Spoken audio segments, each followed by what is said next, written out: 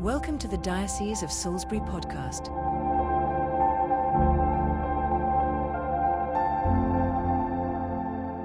So Bishop Andrew, thank you for agreeing to speak with us for our podcast.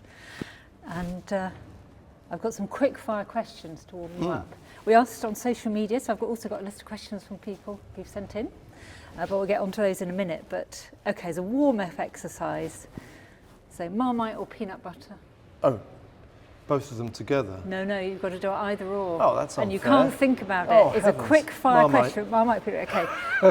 Okay, beach or city? Beach, actually. Dylan or Bowie? Dylan. That's far too easy, that one for you. Cornwall or Scotland? Cornwall. And your favourite sweet as a child? I've just put this one in there because of the conversation we've just had about sticky polos. What was your favourite childhood sweet? Oh, fantastic. I very much enjoyed sherbet lemons, Rebecca. The ones with the licorice? No. They were boiled Oh, yellow yes, sweets yes. with sherbet inside in a little paper bag. I do remember those. quarter Very of bad sherbet for your lemons. teeth. So, how are you feeling about moving on? There's only a few weeks left to go. in Oh, this mixed diocese. feelings. Yeah, mixed feelings. I mean, full of promise and excitement, of course, about what lies ahead. But today, particularly, we're recording on Maundy Thursday, full of love and gratitude, actually, for the people that I've worked with and served amongst. So I'm feeling in transition in that sense of looking back and looking forward at the same time. So a lot of gratitude today. And you preached today, and you've just mentioned it's Maundy Thursday and we're here for the Chrism Eucharist, and you preached about being a leader, or being called, but being a leader in the church today. And how hard is it to be a leader in the church today, to sort of put yourself forward? We know obviously what some of the reaction to from the media to things the church might say, or individuals in the church might say. I mean, how hard is it, would you say? I think at any scale of church leadership, it can at times be intensely challenging, and partly that is because one has to find oneself as part of a body that is bigger than ourselves, and at times that can feel confusing or challenging, extremely so at times. But the thing, whether one is in local leadership, as church warden or a parish priest, or whatever scale of leadership one's at, I think the thing to remember, and the thing that I try to keep before me, is that the church is not first of all a structure or an organisation. It's a living thing. It's an organism, it's a body. And therefore it needs to operate at the human scale. And I'm constantly trying, whether I'm in a committee or in an encounter or whatever, or I'm working through a situation at my desk, I'm always trying to work at the human scale, which tends to be my route through things. So do you, as you move on, do you have a sense of trepidation? Is it fair to ask you that, or is No, that, it's is fair it kind to of ask. Where does the awe and trembling phrase come from? But is that how you approach your next move? Yeah, well, in fear and trembling. Yeah, absolutely. And I don't think actually anybody can or perhaps should step into senior leadership, or maybe any leadership, without feeling daunted in some way. And immediately one thinks of all the things one is not. You know what I mean? So when you're stepping into a new role, you don't immediately think, at least I don't, of the things, oh yes, I can do this. I think of the things that I'm not.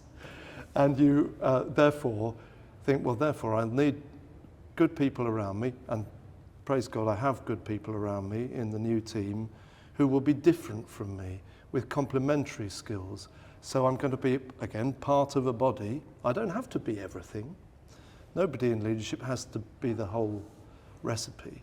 They're just one of the ingredients. And so I take comfort from that. But actually the announcement day in St Albans a couple of weeks ago was an incredible boost. Actually, I found it very moving and very and helped me to feel that this was good and right. It was so full of promise. It was a day like today, on the brink of spring, and with a kind of recognition of a place that I'd known 40 years ago plus. And yes, a homecoming, but as that in itself isn't sufficient. As we know from the gospel, Jesus' homecoming wasn't entirely easy for him, but actually with a sense of promise about the place as it is now, and thinking, oh yes, I really do want to do this. So I loved it actually. It was a genuinely great day, and now therefore my horizon is increasingly daily in St Albans. Yeah, and you shared about your day there when you were announced and you walked in. Was it the church where you were baptised? Oh, Let's yes. Say about that. Oh, it was incredible actually. I wonder if I'd bitten off more than I could chew, because I thought I want the day to be about God's call for each of us, and not just to be about me. But I thought this might be a route through to start at a font, and the font where I was baptised, christened, and it was my late father who'd baptised me, and that gave a theme, really, an aspect on the whole day. But I hadn't been back in St Martin's Knebworth since 1976, since the drought of the summer in that year. And I walked back in, and it was immediately the smell of the church that struck me. I remember I was cast back, I was in short trousers again. And they very kindly opened the baptism register at the page where my own baptism had taken place, and my late father's signature was beside it. Naturally, I immediately welled up and thought, oh, you fool, you've actually done too much. They'd set you up You for set that up one. like, I've set myself up for this. But actually, it was lovely. And there were ordinands and people considering their own vocation from something called the Alban Way in the diocese present. So we were talking together, thinking together about God's call on each of our lives. Yeah. And what you said a moment ago about we don't all have to be everything in the church, and you not feeling you have to be everything. Sadly, that isn't the message we all get, and that's probably not the message you get as a leader, is it? And I think in the political sphere, that sense that actually we don't have to contribute everything, because we are in community and together we can be everything. But that's not heard very often, is it? In a kind of quite individualistic sort of culture. Perhaps that's right. And we have sometimes a model of leadership that is espoused, which is a little superheroic, if you see what I mean. And yes, each of us has special powers, but actually they are always both part of a broader community, and any gifts that we have are to be used in concert with and for the facilitation of others as well. And the bishop's role particularly is one of seeing. It's about oversight, means oversight, episcope.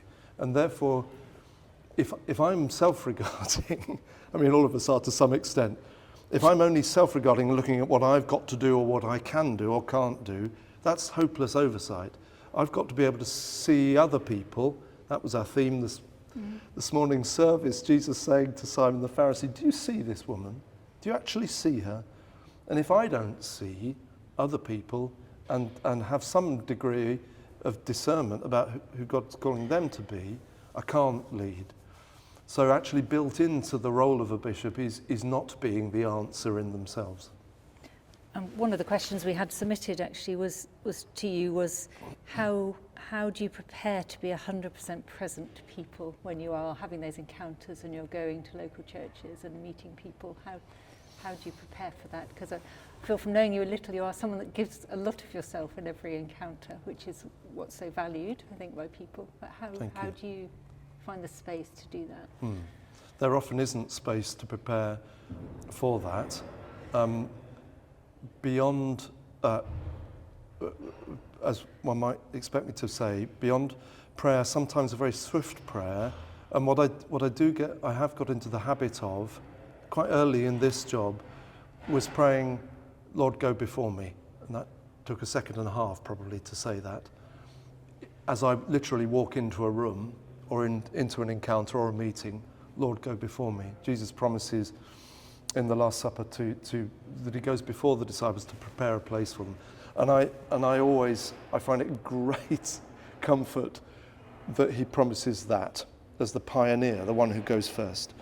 And so I choose to believe and think that when I arrive into an encounter, the Lord has got there just ahead of me, and certainly in the life of the person I'm encountering. And that enables me to be present. And also just practically, one thing at a time. You know, it's leading a long service, as any priest or minister knows, you can't comprehend the whole thing. I can't comprehend the whole diocese all at once. You take a bit at a time, one thing at a time, a person at a time. I'm going to pivot slightly to ask you about your singing career. Oh, if goodness. That's all right. One of the questions we had was, how do you manage to keep up your sort of creative ministry and your sense of creativity alongside being a bishop? I'm sure being a bishop often allows you to be creative as well, but they're probably quite two different spaces you're in sometimes. Well, I used to keep them as two different spaces, but I don't think that I'm not a bishop when I'm being musical, and my singing isn't a career really, but it is a sideline, and actually increasingly, funnily enough, over the last few years, it's become integrated in. So most of the concerts I do are in churches. Most of them are in churches in Wiltshire or Dorset. And lately they've become a bit more like services as well. I'll talk about the church, sometimes sing a hymn. And they're very often, in fact always, a way of trying to translate what Christian faith and ministry is about, what the church is about, what the buildings are for. And so I don't see a divide between them. In practice, I don't actually give it that much time. I know it is,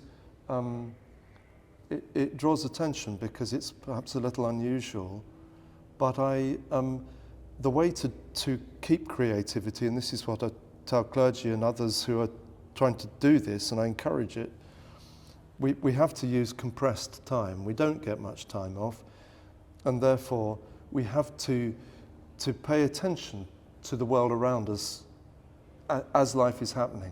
So I get ideas for songs, for example, when I'm driving around Wiltshire, and without, pulling over, not crashing the car, I'll use voice memos.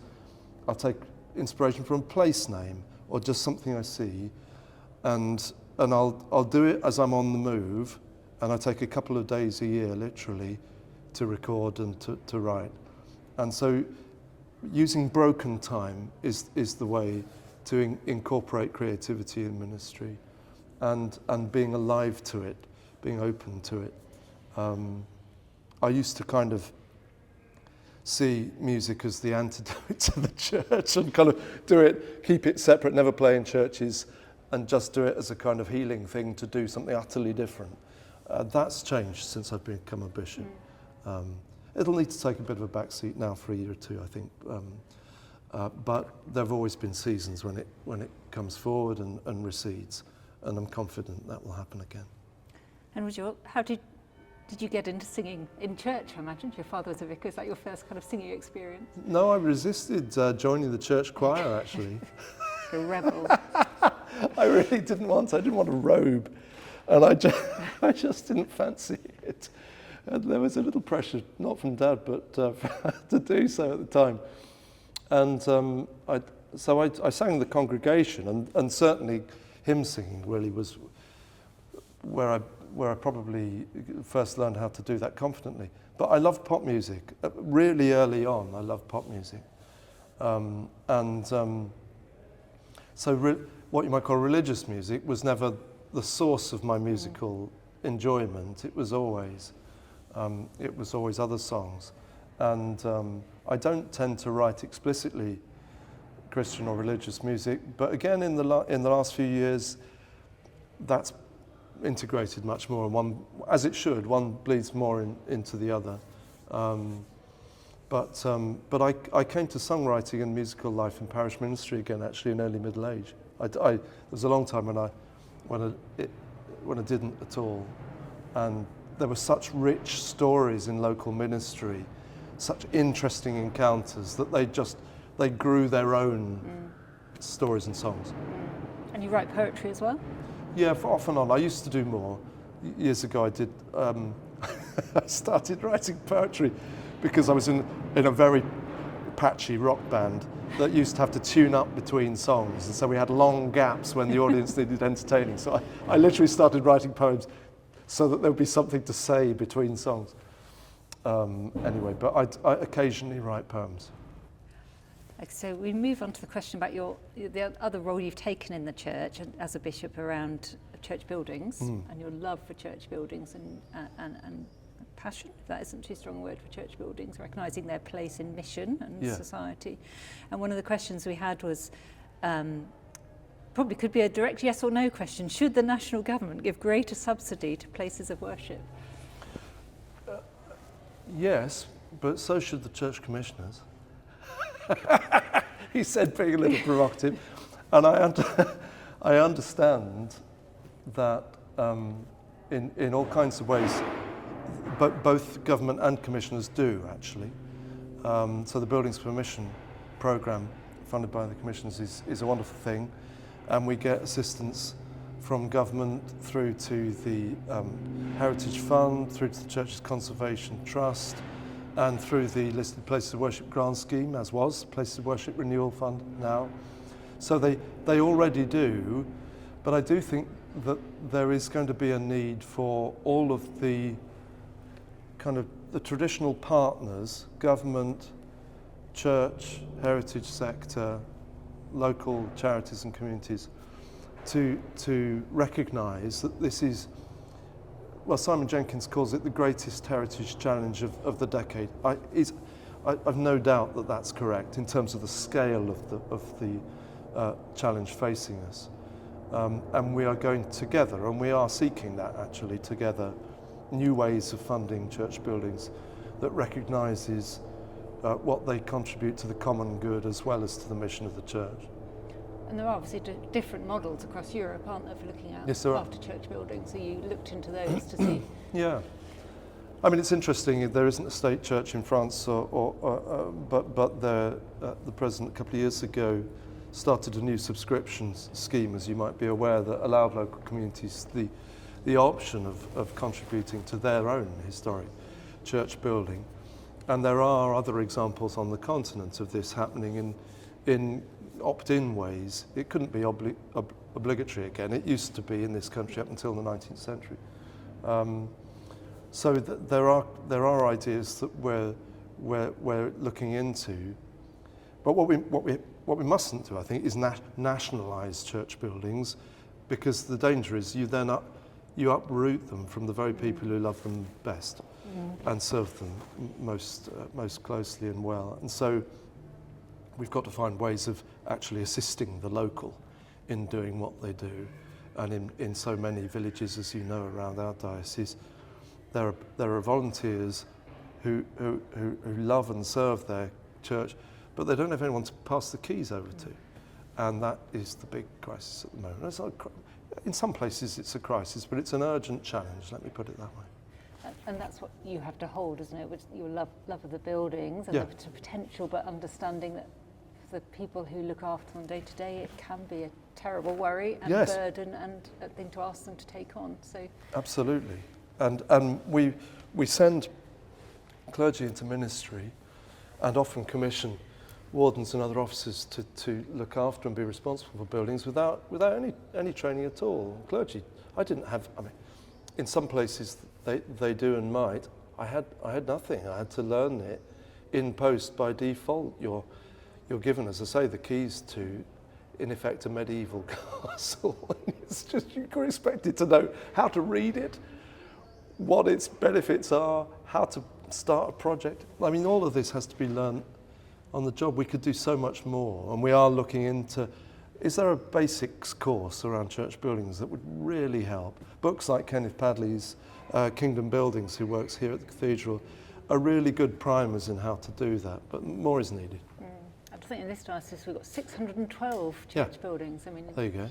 I don't know how that compares with your future diocese, but we... Well, it's not dissimilar. It's slightly fewer, I think, but across the country it's nearly 16,000 parish church buildings. 45% of our Grade 1 listed buildings are in the care of the Church of England alone, so it's colossal. But a minor miracle that they're largely in such good health. I'm thinking about the church's role in society today, and you and I were both at the installation of Archbishop Sarah last week, which was wonderful, wasn't it? And a moment of hope. But how does the church kind of restore its, well, does it need to restore its place in society, and how does it go about rebuilding trust? Because there are obviously many areas, issues of trust that need to be rebuilt. I think it retains a remarkable place and a privileged place in society, and it's easy to overstate the narrative that the place of the church has been eroded. I think locally that's, whilst church attendance has receded, as we know, throughout our lifetimes and before then, actually we retain an extraordinary place at the heart of local and national life, which brings great responsibilities with it. And just our position within the House of Lords, within Parliament, is an extraordinary privilege that comes from a historic handing down of care. But the rebuilding of trust, I think trust may be at a low ebb within society and certainly in institutions. I think we do have a crisis of confidence in institutions and in leadership, and it's quite an unsettled time in what are the kinds of common life, the kinds of institutions that are going to love and serve communities best now, and trying to adapt them for the task. But again, that begins at the human scale. I think what people spot and don't like is a lack of authenticity. It's a word that's used a great deal at the moment. I mean, one can put on and act up authenticity, but being truly authentic is actually being able to relate humanly, as it were, to real situations and people, whilst also bearing responsibility for institutions that enable human life to flourish. That is a far from easy thing to do, but the restoration of trust starts person by person, really. And probably as a diocesan bishop, you'll be asked even more than I know you are already for your opinion on things and by local media. And how do you, and you'll be asked your opinion on things like marches and all issues around nationalism and et cetera, et cetera. How do you speak into that without encouraging more sort of fragmentation and division? And you and I have talked about that before, but and also without just being accused of being woke, which often is happens. The church leaders speak up, you might be dismissed, but actually what you're wanting to do is have genuine conversation. Yes, I think people can naturally be uneasy if the church appears to be captive to the spirit of the age, in whatever the spirit that is. And I think being truly radical is a task that has to be refreshed, as we say, and renewed constantly.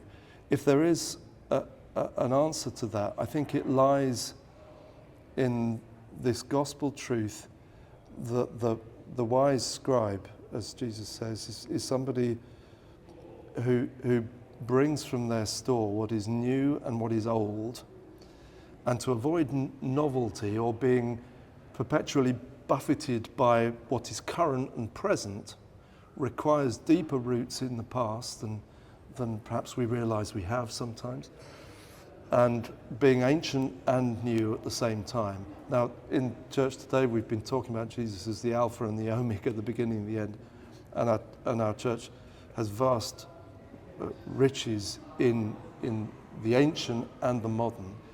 And I think if we are to speak radically into society, as we must, into situations like belonging, like national identity, we've got to be to draw from the past as well as respond to the present. It's true, something like Project Spire, which is often, which is a kind of case in point of what you're describing, I think. And there are really good historic traditional reasons or cases for that being a good thing. And so it doesn't mean that one is sort of captive to being so contemporary that one doesn't understand where the church has come from. In fact, in that case, this is about a better understanding of our tradition. And if we accept the blessings of tradition, we've also got to count the cost of what we have done and has been passed down to us. So a few thoughts there. It's also about the interconnectedness, isn't it? Because what you're talking about with what the church is trying to do around Project Spire is recognising our interconnectedness. Absolutely. And our not just legacy, but what is being lived out today. You know, it's the current burden people are bearing as a result. So, and that sort of interconnectedness you've talked about is both what I feel like the church can offer at a local level, can't it? And it's still one of the few intergenerational spaces in some of our smallest parishes, isn't it? So is that, and you talk a lot about hope, and you do have hope in those sort of small parishes, don't you? You see signs of life and signs of hope and signs of interconnection. Oh, every day. Every day. I just, that's the thing that gives the greatest encouragement and hope. You see not only sort of stalwart resilience in the local church, but you also see how in different seasons God brings surprising new possibility for communities when people faithfully offer themselves, and I absolutely love the way that that happens. I do think we need to recognise seasonality, if I can put it that way, in church life, that allows for times of decline and fall and new growth in spring and so on. Talk quite a lot about that at the moment, because I think for small churches that's really important. We shouldn't try to force growth, you know. But actually, nothing is real unless it's local. And actually, at the heart of our faith is the idea that God Himself takes place in Jesus Christ, and therefore, if we want to find His life, we're going to find it, I think, in the community of people who gather around Him in each place. And that's where the life is to be found. That's where the wells are that spring up. That feels like a really good place to stop. Thank you, Vishwendra. I know we're probably both really cold sat here in the cloister of the cathedral, but thank you so much for your time, and I know many of us are going to miss you, so thank you for your ministry. Thank you, Rebecca, very much indeed. For all of those who post on social media, we wish you very well in your future ministry. Thank you. Thanks, everyone. Thank you.